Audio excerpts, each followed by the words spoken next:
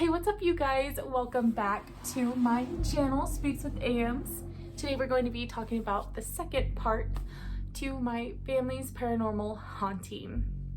So where it left off was I was starting to experience terrible, horrible things. The door was opening by itself, lights were flickering on and on by itself in my room. There was a closet door where my door is here, and then there was a closet that would sit up a couple feet off the ground. That would start to kind of rattle and open by itself. My sister and my mom was starting to experience things from this entity that was already haunting, specifically in the middle room. It was insane what we went through for that year. And at this point in the story, it was already a few months in. One night I was 15 and 16.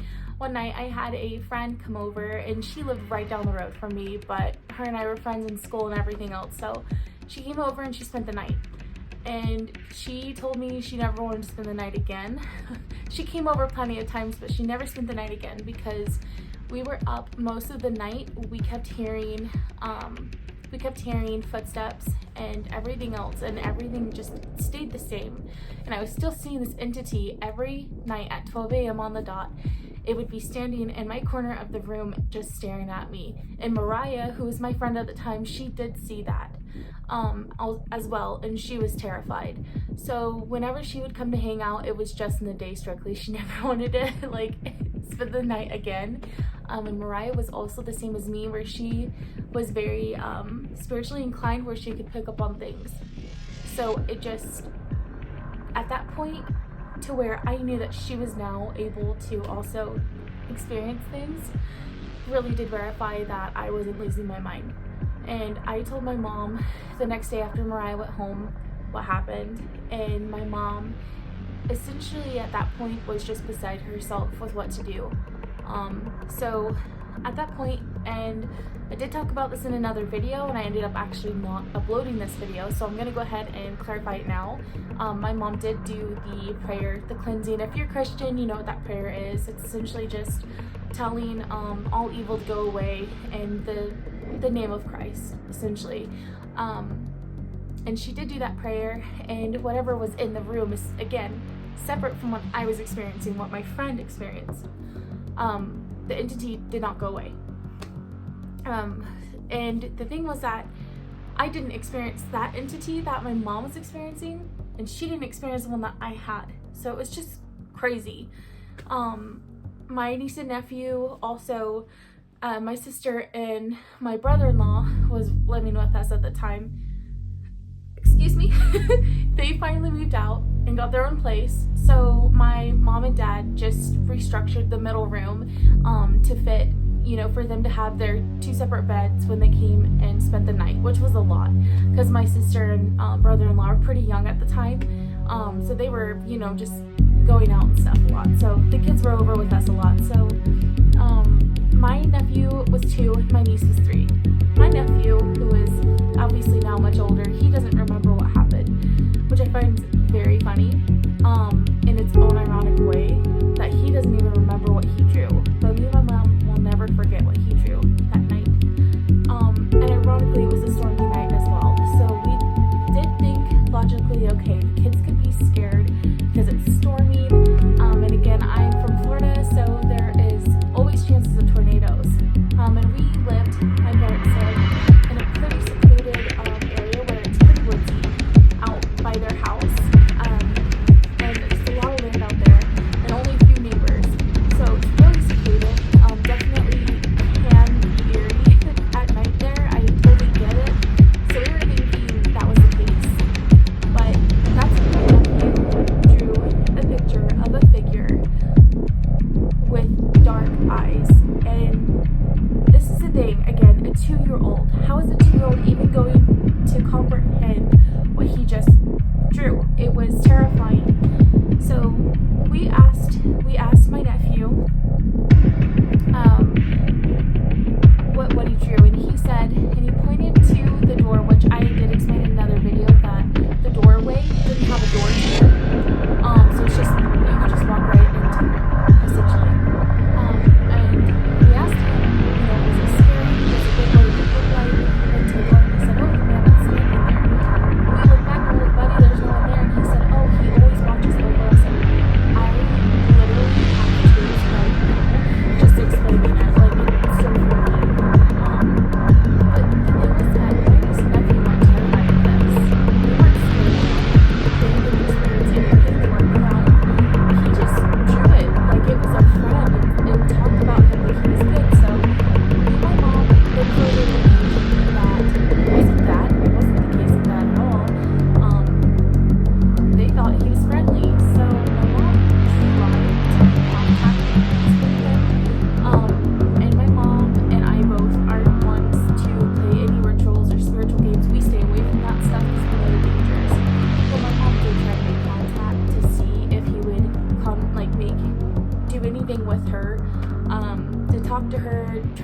or anything, and he didn't. When she would ask for something, he wouldn't do it. He wouldn't knock on the door, he wouldn't do anything.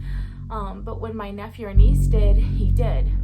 My nephew asked if he could tap on something to let us know that he was there, and he did.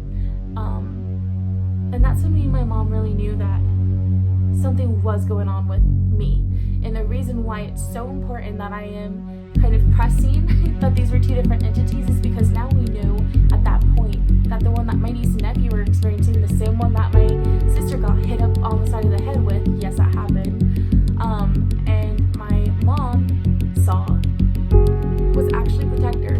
And we do believe that he was a Native American. We do believe that he was possibly a chief of a tribe that actually did live my entire town. And dude said, sorry, I'm trying to give my location away. This is stupid. Anyway, my location, where I'm from in Florida, is a little town, and I guess it's not that big of a deal that you guys like know where it's at. It's not a big deal, but anyway, so it's a little town, but it is pretty much about 12 square miles from one end to the other. I mean, I guess it's pretty big, but anyway, so essentially, it used to be a lot of western towns there. Like, there was wars there. If you know the history of Florida, and I'm from Central Florida, you understand that there was wars way back in the days. Indians and cowboys lived together. They at some point did decide to break away, and they were at war. There was a lot of proof that there was different types of also mixed tribes, which is very interesting about my hometown. So there's several different graves, cemeteries, strictly for Native Americans, and there's Seminoles, there's Cherokees, there's Apaches. It's very interesting how mixed it is, but we do believe that my parents do live on a past possibly Indian grave, but for sure there was proof that there was once a town that stood where they lived on their land. They were so it's very fascinating. We believe that it was a good spirit at that point. What I was experiencing was not. It was not nice. The intentions were wicked and terrifying.